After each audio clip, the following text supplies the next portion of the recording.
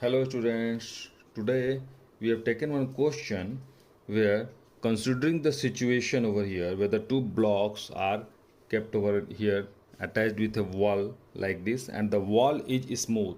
So here the wall is smooth but the surface of A and B in contact are rough. So this point of contact, this surface is rough. That means here we have some coefficient of friction mu will be lying over here, right?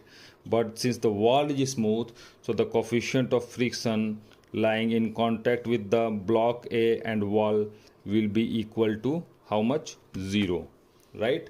Now we can say the question is that the friction on B, that is B, due to A in equilibrium is a downward, is upward, is 0, or the system cannot remain in equilibrium. So students, here if you draw the free body diagram, here you can say the A and B, the surface between A and B is rough, right? This is rough. That's why there will be some frictional force acting upward, right? And that frictional force is of B only, acting on B, and that will be compensated by the weight of, that is mass of B into G. This is the weight of this block B.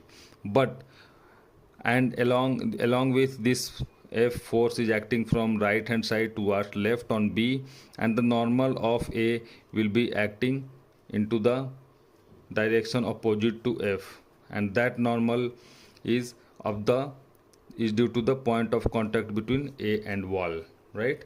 So here into this question, when we consider the free body diagram of A, the weight of A, that is MA into G, will be acting downward, right?